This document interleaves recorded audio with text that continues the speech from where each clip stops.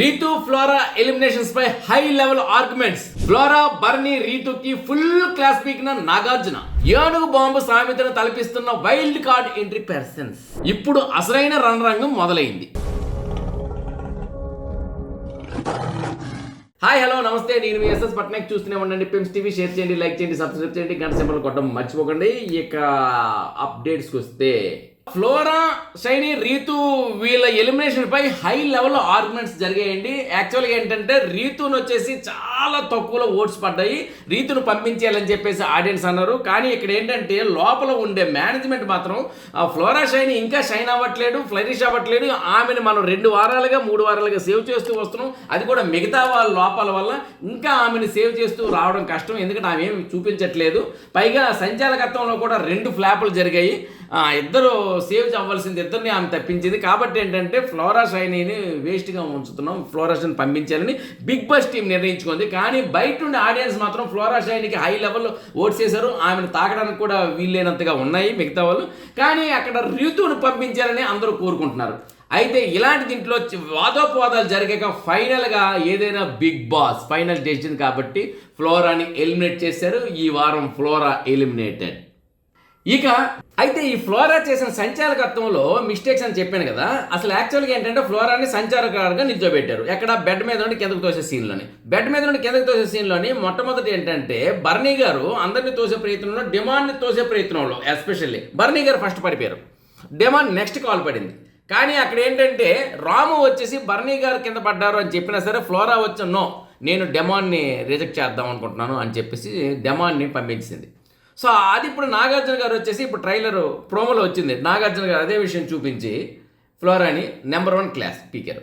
Number 2 class ఎక్కడంటే సుమన్ సెట్ని వచ్చేసి ఆ వాటర్ టబ్ ఉంది కదా, ఆ వాటర్ టబ్లోని వచ్చి సేఫ్ ఫర్ ది సర్వైవల్ టాస్క్లోని వచ్చేసి నీ కాల్ నిజంగా తగిలిందని సుమన్కి అడిగారు. లేదండి నేను అక్కడ 6 feet ఉన్నానని తనదని సైడ్లో తను చెప్పాడు.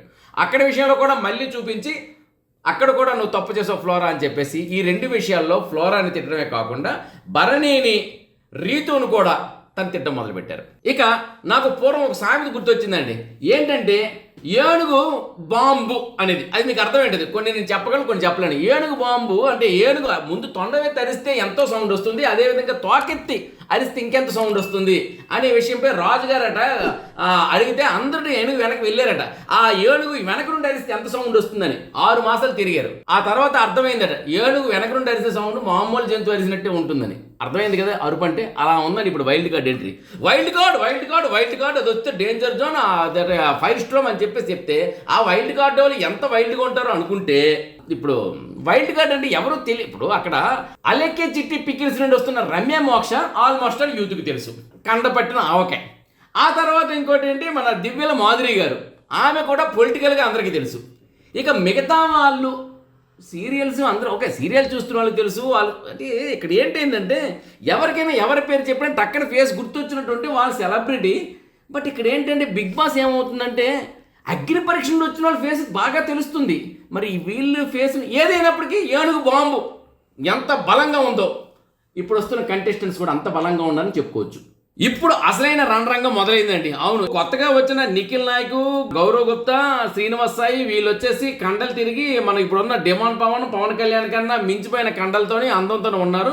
అదేవిధంగా వచ్చిన అమ్మాయిల్లోనే అలేకే చిట్టి పికిల్స్, రమ్య మోక్ష, ఆయోష వీళ్ళు కూడాను మంచి అందగత్తెలు. మరి రీతుకు మించిన అందంతో ఉన్నారని చెప్పుకోవచ్చు. మొత్తానికి వీళ్ళంతా లోపలికి వచ్చిన తర్వాత అసలైన రణరంగం ఇప్పుడు మొదలవుతుంది. ఎందుకంటే లోపల ఉండి ఆడుకుంటూ వచ్చారు 4-5 వారాల వరకు వీరు. ఇప్పుడు బయట నుండి వచ్చారు వీళ్ళు. ఈ బయట నుండి అంతా చూసుకుని లోపలికి వచ్చారు వీళ్ళు. ఈ లోపల ఉంటూ ఉన్నారు. వీళ్ళకి మధ్యలో 2.0 ఎలా ఉంటుంది అనేది ఇప్పుడు అసలైన రణరంగం. నెక్స్ట్ వైపు మరి చూడాలి. అసలు నాగార్జున గారు ఏ లెవెల్లో ఎవరికి కొత్తగా వచ్చిన వాళ్ళు క్లాస్ పీకుతారా, లోపల ఉన్న వాళ్ళు క్లాస్ పీకుతారా, అసలు ఆడియన్స్ ఎవరిని ఓటేస్తారు అనే ఈ విషయాలతో మాత్రం అసలైన రణరంగం మొదలైపోయింది.